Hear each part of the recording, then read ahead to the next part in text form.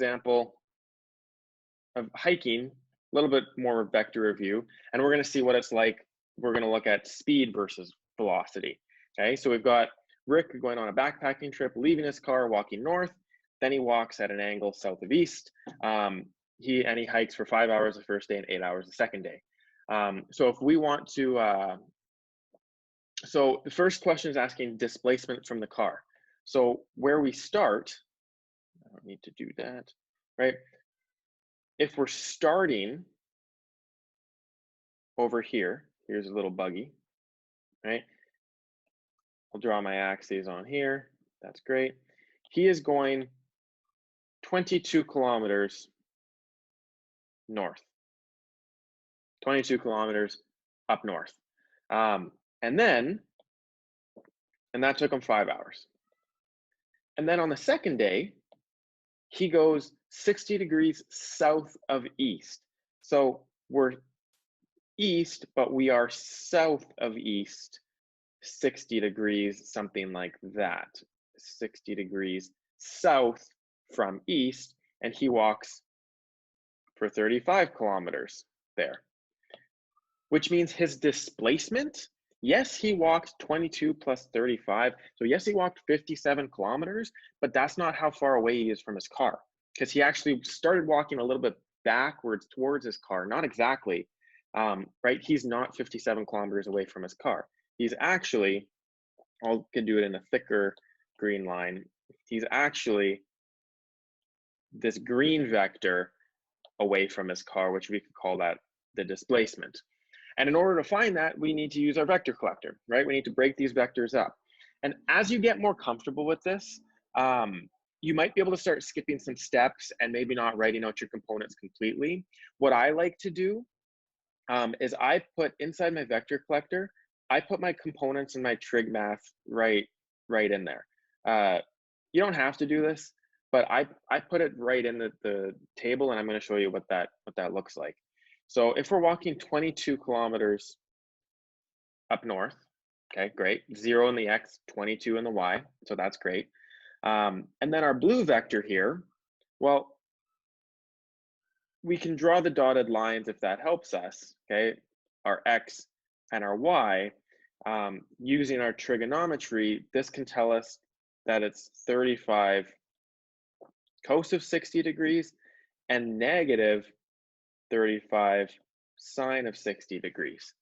Okay, so I'm just skipping some steps where I'm just looking at this triangle, and we've done this over and over and over again with our vectors, where we know, okay, my adjacent and my hypotenuse side of this blue triangle is going to give me 35 cos of 60, and then my opposite and my hypotenuse side is going to give me 35 sine, and since we are going down, it has to be negative. So, and we can go ahead and just figure that out. And I like to put it right below it and say, okay, well, that's 35 cos 60 is 17.5, and 35 sine of 60 is negative 30.3. Okay, you don't have, if you don't want to put it right in the table, you don't have to, but I like just kind of keeping it there so that I know where everything is. And then we add it all up. So in reality, he's 17.5 in the X direction, and 22 plus negative 30 is negative 8.3, which makes sense. If we look back at our picture, this looks like, okay, 17.5 and negative 8.3. This triangle, this resultant actually makes some sense.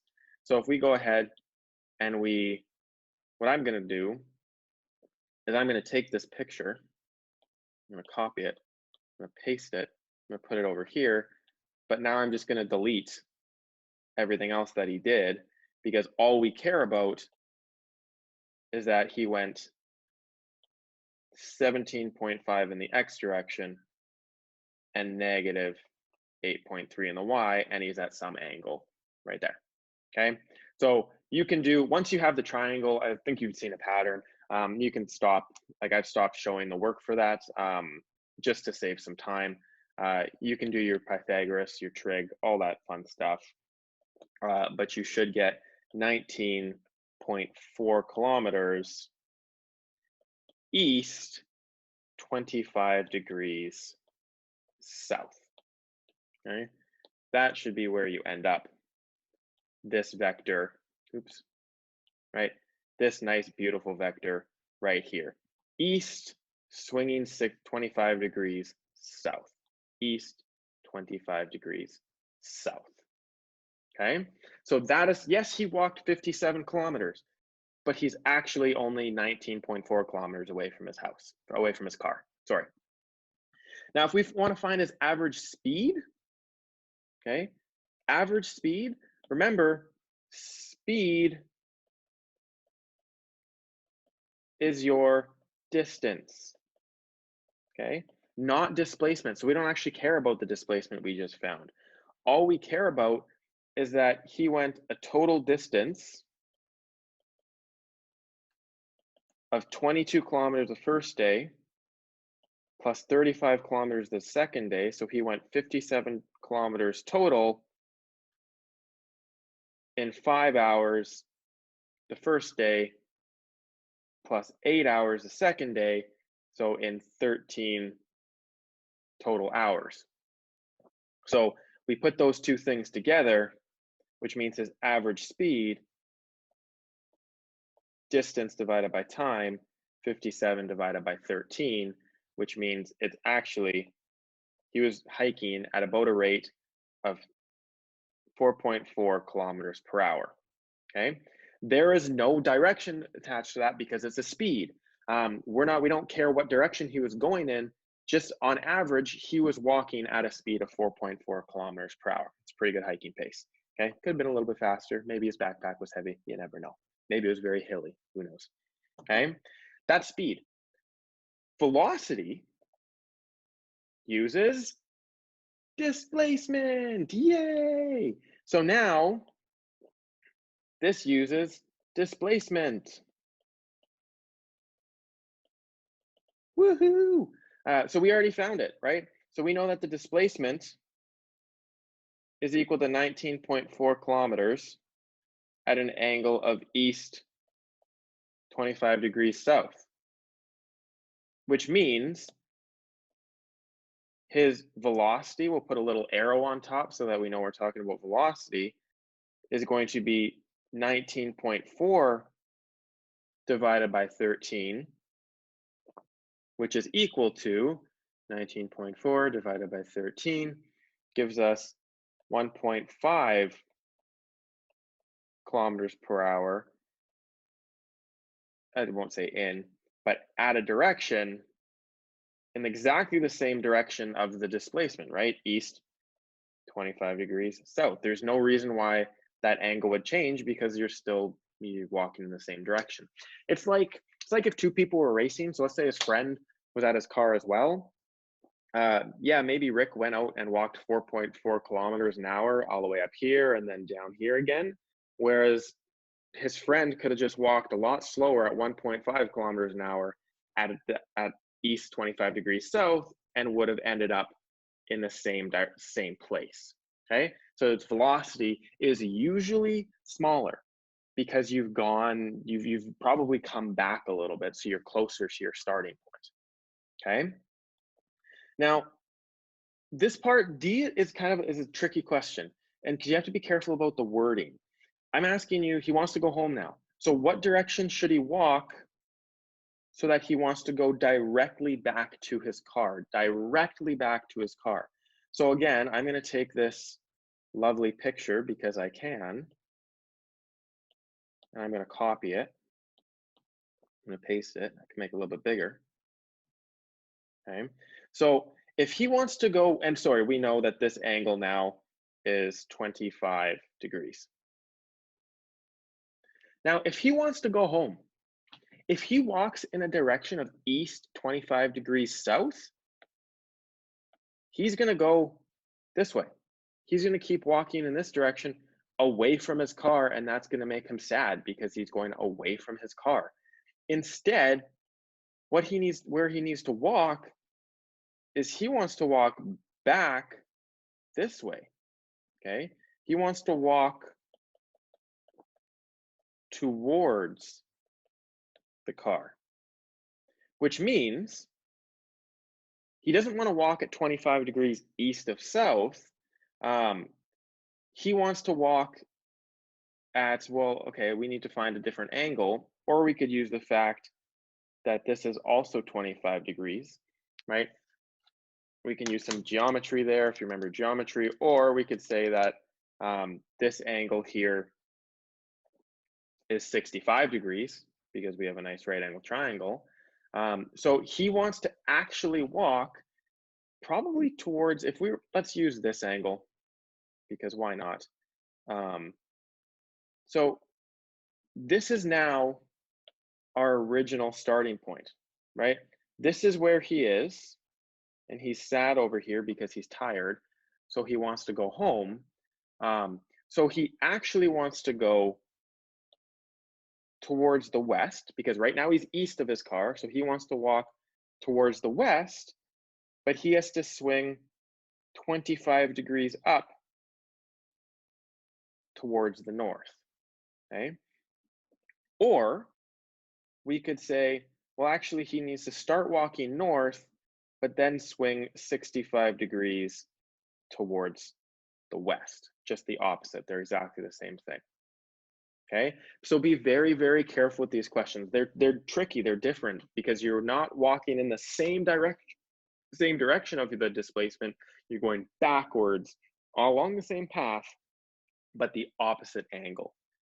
Okay, hope that makes sense. I hope you can see the difference there. Example. So we've got a boat trying to cross a 500-meter river. It's got a current of 6 kilometers an hour going north. We know the boat can travel at a speed of 8 kilometers an hour, and the boat is aiming directly across the river. So we want to know how fast is it approaching the opposite shore, how long does it take the boat to reach the opposite shore, and how far downstream will it actually hit from where it started from. Okay, so if the river is flowing north, okay, if the river is flowing north, that means that our river has to be going north-south, like this, okay? So there's our river, okay? We know that it has a current going north like that. I just put it off to the side for now. We know the current's going up, okay? And here we have this person. Oh, I won't draw a person. We're starting here, and there's a little boat like that, trying to cross the river, okay? Where we know that this thing is aiming directly across the river, okay? Directly across or straight across, however you want to think about it, regardless, this thing is aiming straight across the river, which means that's how fast it's going. It's moving at 8 kilometers an hour because it's moving directly across the river. And this is where, I'm just going to put a dotted line here because that lines up with the starting point on the far shore. Okay, that's the point directly across the river. Now we can take our current into consideration, right? We know this current's flowing north. So during this entire thing, right, this current is, oh, why did you do that? We'll come back, there you are, right? During this entire thing, the current is gonna be pushing at 6 kilometers an hour, which means this boat is actually going to be traveling right here. That is the resultant velocity at some angle, okay? Now think, do you think it's gonna go faster or slower, right? Is the boat actually gonna move faster or slower? Well, if it's moving at 8 and then the current's pushing at 2, well, it will actually go quite a bit faster. This thing, the resultant velocity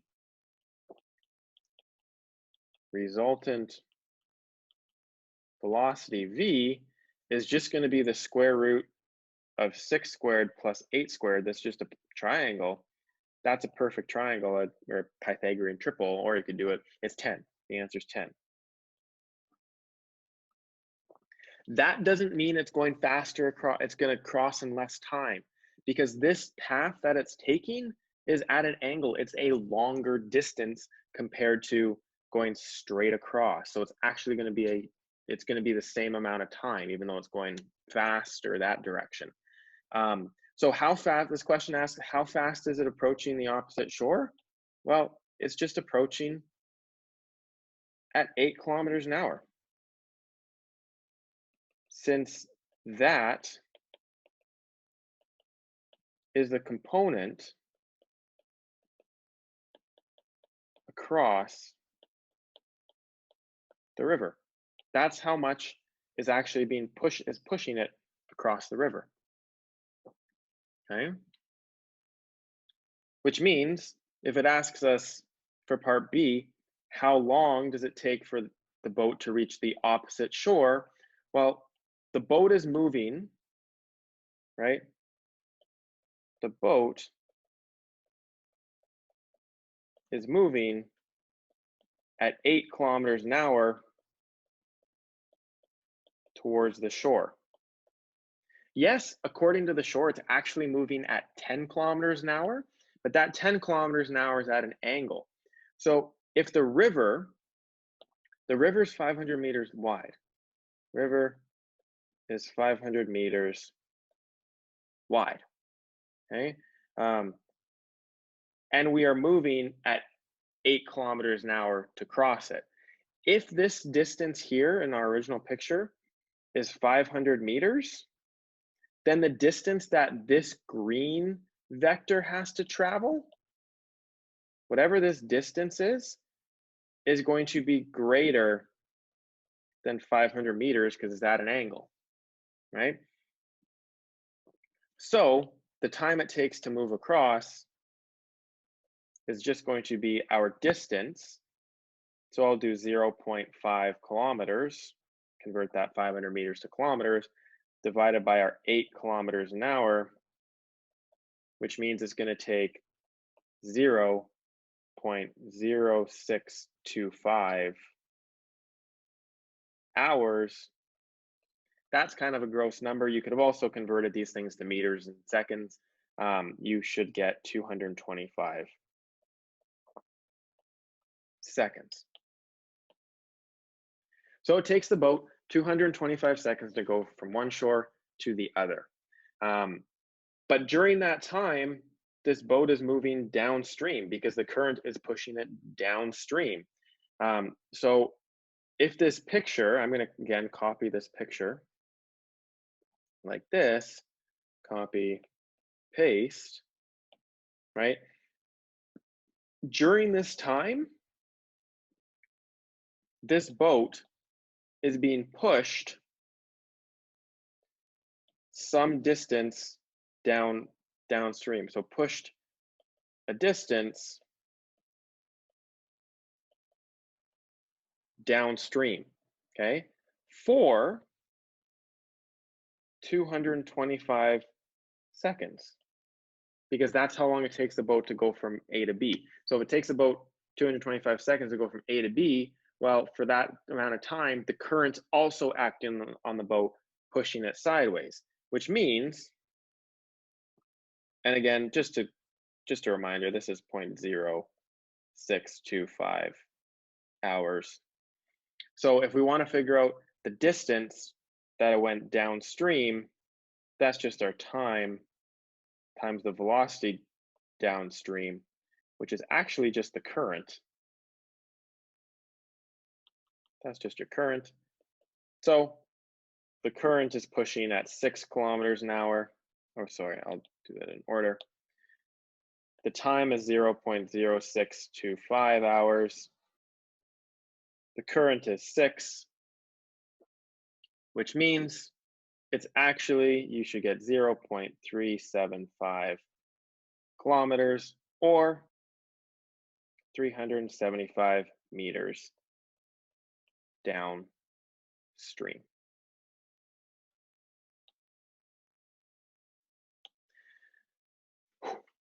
Okay, I know that was a little bit of a longer example, but that's a very typical question that shows the difference between moving at an angle and your components going downstream. okay? Because that's a very important distinction to make when it comes to solving these questions. Record. Okay, so question number 2. We've got a plane flying south at 250 kilometers an hour. We've got a wind blowing southwest. Okay, remember southwest, okay, that means 45 degrees. What's the resulting ground speed of the plane? So what this means, right, if you are standing on the ground and you look up, how fast you see that plane going overhead. You're not going to see it moving at 250 kilometers an hour because the wind is now affecting it. Okay, so this is just a vector question. You have 2 different vectors, 2 velocity vectors, smash them together, add them up. So we've got a plane flying south. So we're going to start like that. We've got this plane flying south here at 250 kilometers per hour. And then we've got a wind blowing southwest. So this wind is going southwest like that at 70 kilometers an hour and at 45 degrees, which means what you're actually going to see the plane do is this green vector right there. That green vector is the velocity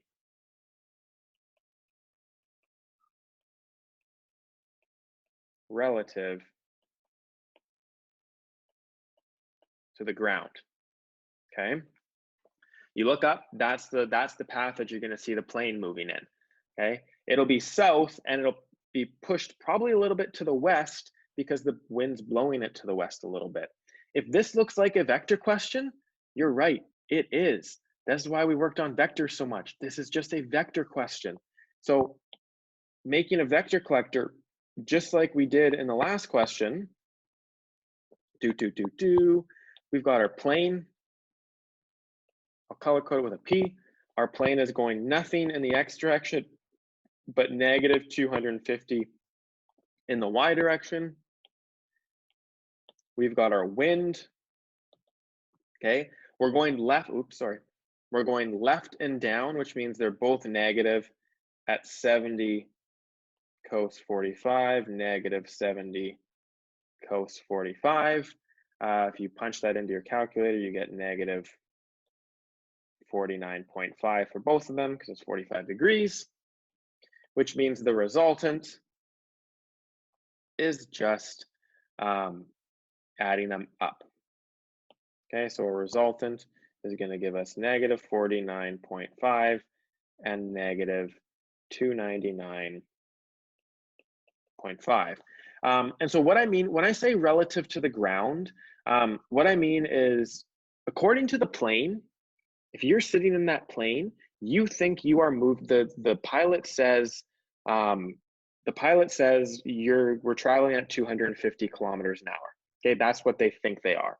But because the wind is also pushing them, that like if you're standing on the ground, you see the result of the plane and the wind. If you're on the plane, all you see is the wind. So by standing on the ground, that plane is moving not just south, but also southwest. Okay, but if you're on the plane, you just think you're moving straight. Okay, so that's what I mean when I say relative to the ground. Think about it. I'm sure we've all been there when you're driving in a car, you're going on a road trip, you're on the highway or something, and you're on cruise control and you go to pass somebody or somebody goes to pass you, and they're going at like virtually the exact same speed as you, and then you have that awkward moment where your cars are like right next to each other as you're going along the highway, and you're like, oh hey, how's it going?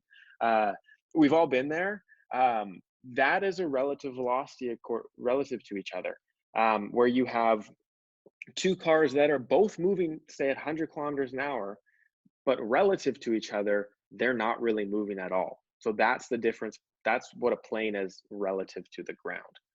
Okay. And I realized I made a mistake. This should technically be sine. To be honest, it doesn't mathematically matter because cos 45, sine 45 are exactly the same, but it should be sine. Thank you. Cool. So there's our resultant, which we get a nice, beautiful triangle, which we're used to. Starting point, we get a triangle, we're going negative 49.5 in the x direction. We get negative 299.5 in the y direction, which means we get this resultant vector v. There's the velocity. There's our angle theta. You can do the trig. I won't show you that, but you should get 304 kilometers per hour at an angle of west 81 degrees south. So the plane is going faster. Oh no, it froze again. Thank you, thank you, thank you, thank you.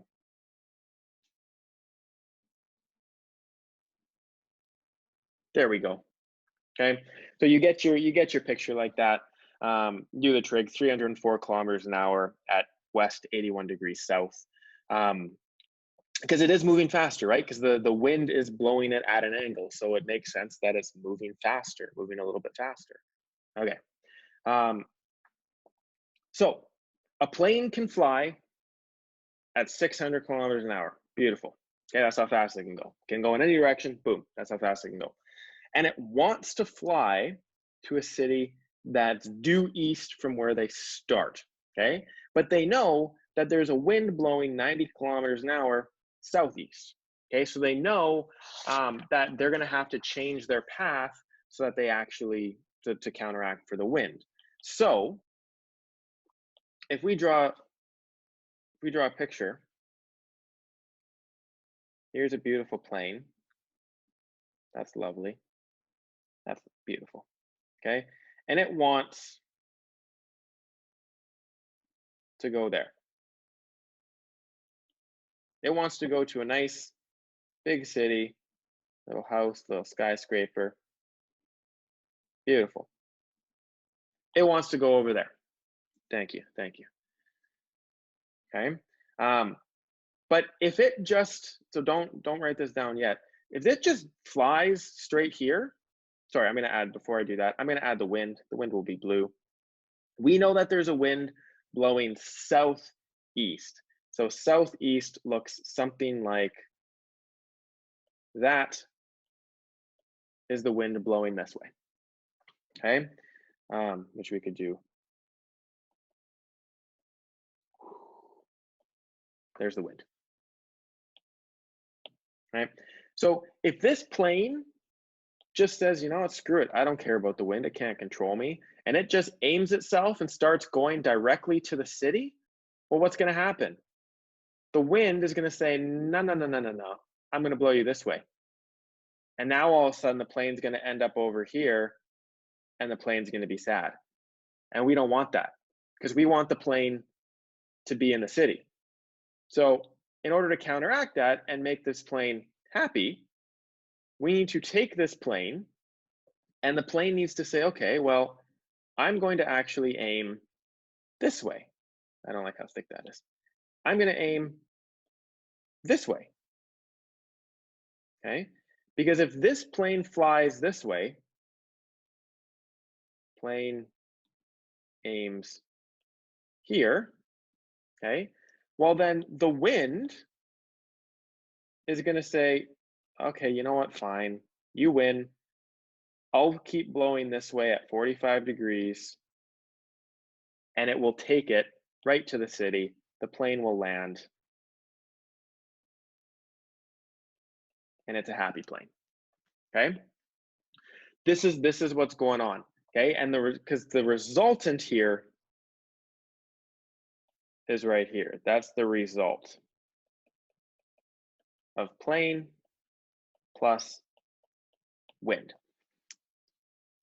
okay? Which means so let's put some numbers here. If the plane is aiming along this purple vector, that means that this plane is flying at 600 kilometers an hour in this direction at some angle theta. We don't know what the angle is, but it's moving at some angle into the wind. And then we have this wind that's going at 90 kilometers an hour at 45 degrees, okay? So let's go ahead and let's put this into a vector collector because these are vectors after all. So let's say, okay, well, here's my X, here's my Y. There we go. There we go. Well, my plane, we don't actually know what the angle it's flying at. We don't, right? We know that it's at some angle. So the X component is going to be 600 times some cos of the angle theta. And the Y component is going to be 600 times the sine of the angle, right? If we were told that the plane was flying at an angle of east 30 degrees north, then great, we could punch that in. But we don't have the angle yet. And that's okay, because we're going to see how this will work. There's the plane. Speaking of plane, there's a plane outside my house right now. The wind, we know the speed and the direction of the wind, which means we can say that the wind is going at 90 times the cos of 45 degrees and negative 90 times the sine of 45 degrees because the wind is blowing south, so it's going down. Okay, so we can go ahead, punch those things in. 90 cos 45 should get you 64, and then therefore negative 64. But we can't find the resultant yet, right? Because we don't know what this is. That confuses us. The trick to this question is knowing what we want. Okay, since we want due east, we want a resultant Y component to be 0, right? We don't want any vertical velocity. The vertical component of the plane and the vertical component of the wind must cancel each other out and get exactly to 0. We will still have some resultant X component because the velocity all needs to be in X, all needs to be in X because we want it to go due east, okay?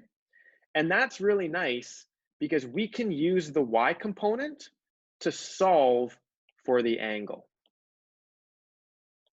We can solve for theta because that's what the question's asking us. What direction should the plane fly in?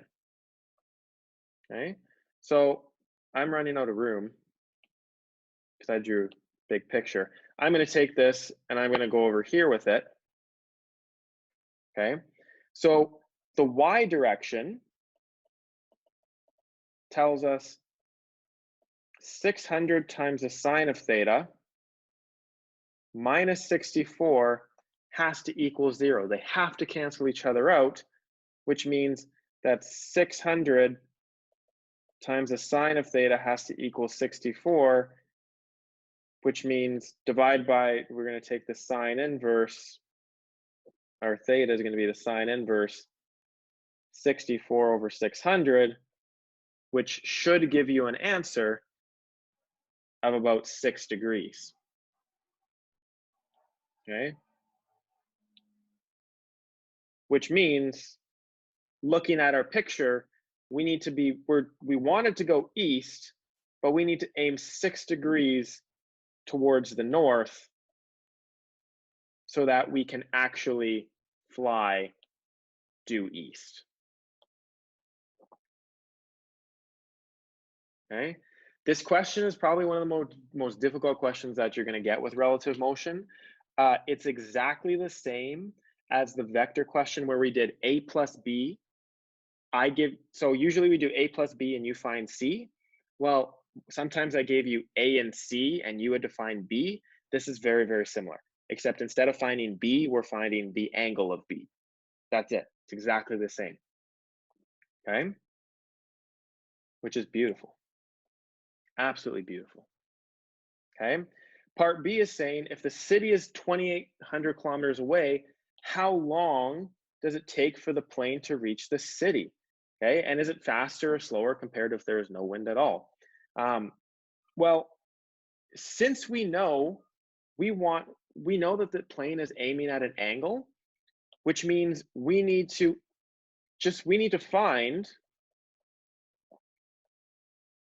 the resultant x component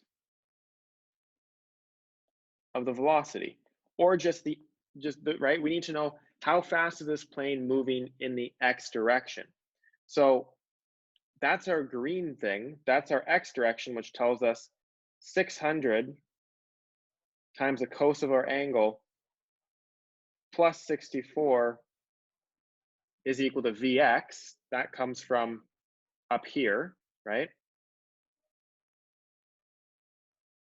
Except we know what our angle is now, so our Vx is going to be 600 times the cos of 6 degrees plus 64, which means this thing is actually traveling at 661 kilometers an hour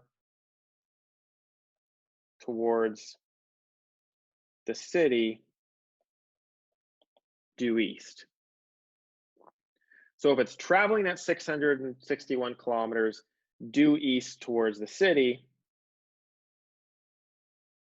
661 kilometers an hour at a city that's 2,800 kilometers away, the time it takes, 2,800 divided by 661, we should get 4.24 hours. So just under an hour and a half it will take for that plane to get to the city.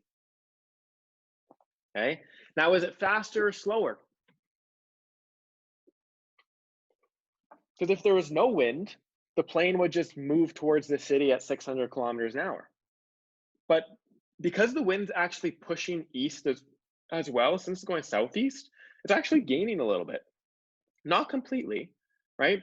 It's not adding all of the 90 kilometers an hour. It's only a portion of the wind that's pushing it, that's helping it along. But it is actually going a little bit faster than it would if it was going straight there. So it's going to be a shorter time. It's shorter